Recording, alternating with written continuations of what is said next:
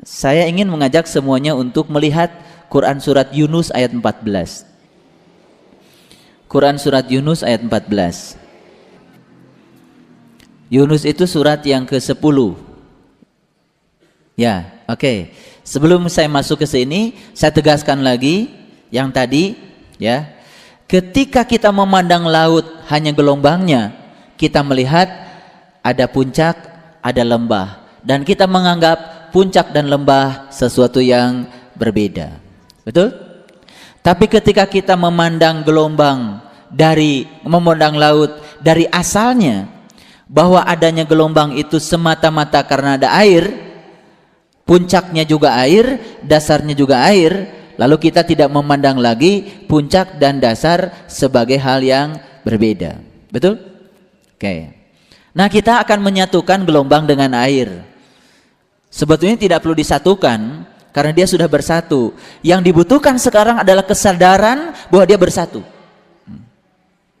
Jadi kalau kita ini sebagai manusia adalah gelombangnya dan Allah itu airnya, jangan coba-coba memisahkan gelombang dari airnya. Karena ketika kita membicarakan gelombangnya saja, tidak dengan airnya, menjadi sesuatu yang berbeda. Manusia menganggap dirinya dengan Tuhan itu sesuatu yang berbeda karena dia sedang memisahkan gelombang dengan air. Nah, sekarang kita akan menyatukan kembali gelombang dengan air menjadi satu. Karena sebetulnya memang tidak bisa dipisahkan, cuma kita sendiri, pikiran kita sendiri yang memisahkan itu. Sehingga manusia itu merasa dirinya jauh dari Allah. Sehingga manusia itu merasa semua yang dia katakan tidak didengar oleh Allah. Manusia merasa bahwa doa-doanya tidak dikabul oleh Allah. Perasaan-perasaan seperti itu kalau masih ada pada diri kita, itu artinya gelombang dengan air masih berpisah. Nah, kita akan satukan kembali, ya, supaya kita tidak terus-menerus mengalami penderitaan dalam kehidupan ini. Baik, kita baca dulu ayat yang ke-14. Ya. A'udzubillahi minasyaitonirrajim. Bismillahirrahmanirrahim. Tsumma ja'alnakum khalaifa fil ardi mim ba'dihim linanzura kaifa ta'malun. Kemudian kami jadikan kamu, ya, khalifah, ya, pengganti-pengganti di muka bumi sesudah mereka, supaya kami memperhatikan bagaimana kamu berbuat. Kenapa saya mulai dari sesuatu yang jauh sekali dengan pembukaan saya tadi, biar kita pusing lah gitu. Tapi nanti akan disatukan. Ya, biar apa hubungannya dengan tadi gitu, ya, gelombang dan air, biar pusing sekalian gitu. Kemudian kami jadikan kamu pengganti-pengganti mereka di muka bumi sesudah mereka, supaya kamu memperhatikan bagaimana mereka berbuat. Nah, pertanyaannya, siapa mereka ini? Harus dicari dulu. Sekarang ini kita nih oleh Allah dikukuhkan sebagai penerus. Kan pengganti kan? Penerus itu pengganti. Gitu. Nah, kita ini akan menjadi pengganti, akan menjadi penerus yang baik kalau mereka yang mau diganti juga baik-baik saja. Ya kan? Nah, ini persoalannya, mereka yang mau diganti pun tidak rela untuk diganti dan diteruskan. Jadi coba perhatikan, kalau kita lihat daun yang muda, kemudian lama-kelamaan dia menua menjadi hijau, bahkan hijau kehitam-hitaman, dan lama-kelamaan dia menjadi menguning. Dan setelah dia kuning, kemudian dia pamitan kan, dan kemudian dia jatuh. Nggak kemana-mana, jatuhnya di bawah situ. Setelah jatuh, dia juga merelakan dirinya untuk menyatu dengan tanah, membusuk bersama tanah, dan menjadi kompos, menjadi mineral-mineral tanah. Dan setelah menjadi lembut dan menjadi mineral tanah, diserap lagi kan oleh akar, disampaikan pada tempat yang ditinggalkannya. Lalu di tempat yang ditinggalkannya itu sudah tumbuh daun muda. Betul nggak?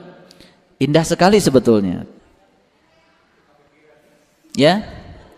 Jadi daun yang menguning itu ketika dia jatuh, dia kemudian merelakan diri untuk menyatu dengan tanah karena dia ingin memberikan energi baru pada daun muda. Dan di tempat dia jatuh sudah tumbuh daun muda. Itu suatu proses pergantian yang sangat rileks, sangat natural, sangat alamiah, dan di situ tidak ada demo, tidak ada kampanye, tidak ada apa, dan begitu rela. Ya, karena yang lama rela digantikan dengan yang baru karena merasa saya sudah saatnya untuk melebur kembali dengan asal saya. Jadi mungkin daun kuning lebih mulia daripada manusia yang serakah dengan jabatan ya. Saya tidak cerita soal kuningnya sesuatu, tapi ini kuning daun ya. Saya cerita tentang daun yang kuning, lebih mulia itu. Saya bukan cerita kuning yang lain, khusus daun yang kuning. Proses pergantian itu begitu natural, begitu alamiah gitu ya. Tetapi kita sebagai manusia itu yang senantiasa mengejar, kemudian mencoba mempertahankan status quo. Dia tidak mau berakhir, itu karena memandang awal dan akhir itu sesuatu yang berbeda. Dia memandang titik awal dan titik akhir itu dua titik yang berbeda, gitu loh. Dia tidak sadar bahwa titik awal adalah titik akhir. Dan sebetulnya tidak ada awal, tidak ada akhir. Kalau kita masih memandang kelahiran itu sebagai awal dan kematian sebagai akhir, itu salah, itu garis itu. Garis itu. Kalau garis itu berawal satu titik, berakhir titik yang lain. Harusnya kita tidak lihat garis, kita harus lihat lingkaran. Makanya huruf pertama juga di dalam Al-Quran huruf ba, itu di bawahnya lingkaran itu sebetulnya. Lingkaran yang sempurna yang bernama titik. Makanya kun hijatnya ilmu sebenarnya titik. Jadi kalau kita sudah tahu ilmu tentang titik, itu sudah nyampe sebenarnya pada kun hijatnya ilmu. Kalau titiknya masih kosong, belum penuh, ya itu ya belum ngerti apa-apa. Titiknya harus penuh. Seperti titik yang ada di bawah huruf ba itu. Nah, jadi kalau kita ini sekarang pengganti, pertanyaannya kan mengapa harus diganti? Kan gitu. Lalu mengapa penggantinya saya? Gitu loh. Jadi jangan GR dulu. Wah, saya sekarang jadi pengganti gitu yang lama. Karena yang lama tidak lebih baik daripada saya, begitu. Oke, kita akan bahas agak dalam. Nah, tapi kalimat yang terakhir ini coba perhatikan. Kemudian kami jadikan kamu pengganti-pengganti mereka di muka bumi ini sesudah mereka, supaya kami memperhatikan bagaimana kamu berbuat. Nah, jadi kalau kamu di sini adalah kita ini sebagai pengganti-pengganti generasi yang lalu Allah sekarang ini kan setelah mengganti dengan generasi kita ini, Allah kan memperhatikan bagaimana kamu berbuat. Kan gitu.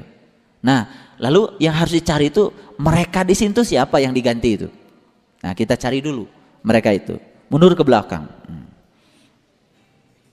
Lihat ayat yang ke-13. Ayat yang ke-13. Walaqad ahlaknal quruna min qablikum lamma dhalamu wa ja'athum rusuluhum bil bayyinah wa ma kanu liyu'minu kadzalika nazil qaumal mujrimin. Dan sesungguhnya kami telah membinasakan umat-umat yang sebelum kamu. Nah ini, ketika mereka berbuat kezaliman, ya, padahal rasul-rasul mereka, waja'athum rusuluhum, padahal rasul-rasul mereka telah datang kepada mereka membawa apa? Membawa bayyinah, membawa sesuatu yang terang benderang. Kalau di sini dikatakan membawa keterangan yang nyata, ya. Kemudian wa ma kanu liyu'minu, tetapi mereka sekali-kali tidak mau beriman. Demikianlah kami memberi pembalasan kepada orang-orang yang berbuat dosa. Jadi kalau begitu, mereka di sini yang digantikan oleh kita itu adalah orang-orang yang sebelum kita, Ya kan? Yang telah binasa, kebinasaan mereka itu disebabkan mereka berbuat zalim. Kezaliman mereka yang paling utama adalah ketika mereka tidak mau mengimani apa yang bayinah yang dibawakan oleh para rasul. Nah, jadi sebetulnya ada harapan dari Allah kepada kita-kita yang kemudian menggantikannya itu menjadi orang-orang yang tidak zalim lagi, menjadi orang-orang yang tidak menolak lagi apa-apa yang disampaikan oleh para utusan Allah terdahulu, yaitu tentang bayinah, tentang sesuatu yang sudah terang benderang, tentang sesuatu yang sudah nyata senyata-nyatanya. Nah, berdasarkan dua ayat ini sebetulnya Allah ya ingin menunjukkan kepada kita bahwa Allah mengganti yang lalu dengan yang kemudian itu, yang kemudian diharapkan menjadi lebih baik ya. Nah, lebih baiknya itu ditandai dengan kemampuan dia untuk bisa menerima seutuhnya apa yang Allah titipkan, yang Allah amanahkan kepada para utusannya, yaitu bayinah tadi, sesuatu yang sudah terang benderang, kebenaran yang nyata gitu. Tetapi kenyataannya justru umat yang kemudian ini ternyata tidak menjadi lebih baik dari umat yang terdahulu. Berarti umat yang kemudian pun akan mengalami kebinasaan juga. Dan terus menerus seperti itu kan. Terus menerus seperti itu, tidak ada akhirnya. Nah, itu sebabnya tugas para pengganti yang sekarang ini tiada lain adalah memutus karma-karma masa lalu, memutus tindakan-tindakan kita masa lalu, supaya tidak terus-menerus untuk menimbulkan suatu akibat di masa-masa yang akan datang. Harus diputus di dalam kehidupan yang sekarang ini. Jadi konsepsi tentang laha ma kasabat wa alaiha maktasabat. Jadi sebetulnya hukum sebab akibat ini harus diputus oleh kita sekarang. Ya. Jadi kalau misalkan hari ini ada orang yang tiba-tiba marah sama kita, ketika kita sadar bahwa sesungguhnya di masa lalu mungkin kita pernah marah pada orang, kemudian kita biarkan orang itu marah dan memaafkannya, itu memutus. Tapi kemudian kita marah kembali, pertama yang lalu sudah diganti, dan kedua kita sedang membuat suatu tindakan baru untuk harus diganti pada kesempatan yang akan datang. Mendingan kalau sudah selesai di kehidupan yang sekarang. Kalau tidak selesai dalam kehidupan yang sekarang dan sebelum kita menggantinya keburu mati, kan itu menjadi suatu timbunan energi. Timbunan energi negatif yang harus dilepaskan sebelum kita kembali kepada Allah dengan damai. Oke. Sekarang turun dulu ke ayat yang ke-11. Oke, kita lihat. Dan kalau sekiranya Allah menyegerakan kejahatan bagi manusia seperti permintaan mereka untuk menyegerakan kebaikan, pastilah diakhiri umur mereka. Maka kami biarkan orang-orang yang tidak mengharapkan pertemuan dengan kami bergelimang di dalam kesesatan mereka. Mohon maaf. Ayat ini menegaskan kepada kita, mohon maaf saya akan bacakan bahasa Arabnya supaya kita tidak alergi. Ya, panazarul ladzi la yarju liqa'ana. Itu. La yarju. La itu tidak. Yarju itu berharap. Liqa'ana, jumpa denganku. Saya juga menjadi bingung ya.